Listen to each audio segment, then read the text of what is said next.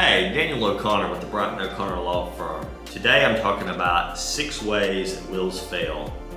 Will yours? And just to be clear, what I'm talking about is Georgia law. Some of these probably apply in other states, but I can't guarantee that. But in any case, please be thoughtful about this. So the first way a will fails is when you lose the original. Generally speaking, when you go to probate your will, probate's the process where your will is proved and put into effect. Without probate, the will does nothing. So if you have to probate the original. If you've lost the original and you try to probate a copy, you've got a long road to hoe. You've got to prove what happened to the original, and you've got to prove that the testator, the person who made the will, did not revoke it. Because if the original is lost, the presumption is it's revoked. This is why it's so important that you keep your original in a safe place and that the person you nominate as your executor knows where to find it and has access to it. So please be very thoughtful about where you put your original will and make sure somebody else in this world knows where it is.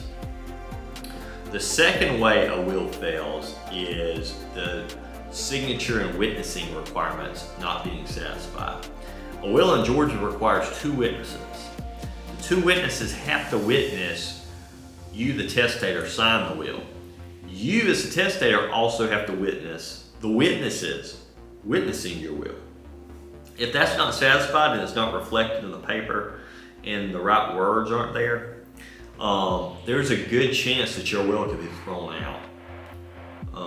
If you have your will prepared with a qualified attorney, it's very unlikely this is going to happen. I see this all the time with people who make their own wills.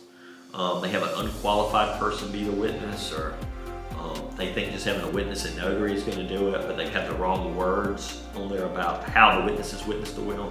There's a lot of things to mess up. So improper witnessing is a common reason wills fail. 3 is a lack of legal specificity in the gifts you make. So if you say, for example, I'm going to give my farm property known as the Johnson place to my son. What is the Johnson place? That's not a legal name for the place. That may be the name that some people have called this tract of land before, but it's not a legally sufficient description of the property if someone objects to it, most likely. Now, you may be a bunch of court hearings to determine this, but your family's going to spend a lot of money trying to interpret this will. Don't make them go through that. Describe the property the right way. If you use a good lawyer, they should do this. Not all lawyers will do a good job, but if you get someone who knows how to prepare wills, it's much less likely. There's a lot of ways I've seen people fail to specifically describe the property they're given. The 4th reason, and you can't be specific on everything. I've seen some people try to list everything they own in the will. That's impossible. There's always going to be something that's not mentioned. That's why in the wills we prepare, we have what's called a residue clause. The residue is everything that's not specifically mentioned. And typically your residue will go to either your spouse or maybe your children or some close relative that's the closest to you.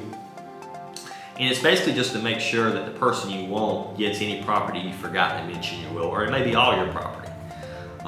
We've seen wills even prepared by attorneys that fail to have a residuary clause, which often results in people getting your property that you didn't intend. So the will may be valid, but the intent of the person making the will could be upset without this. The 5th way wills fail is failing to provide for the surviving spouse. Under Georgia law, the surviving spouse, often known as the widow, and any minor children under 18, are entitled to at least a year's support.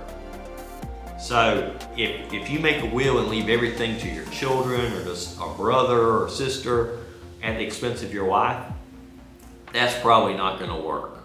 There may be some exceptions to that in specific situations, but you should assume, unless you get legal advice to the contrary, that that's not true. your widow is going to file a year support claim, most likely, unless you have some contract barring them from doing that's enforceable. And your will's going to fail, or a big part of it probably will. So don't do that. Meet with a lawyer to get your will done.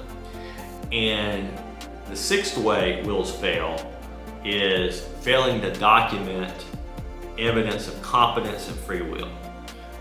One of the ways the will can get thrown out is if the person making the will is not competent, or if they were influenced by somebody to make the will in a particular way. This happens a lot when a caregiver gets, basically makes a will for the decedent to sign, and there's no real witnesses to it. There's a good chance that's going to get thrown out. If you use an attorney who's ethical, they will test the testator, if it's you making the will, to make sure you understand what you're signing. And if there's ever an objection to the will, they should be willing to testify in court that you were competent and knew what you were doing.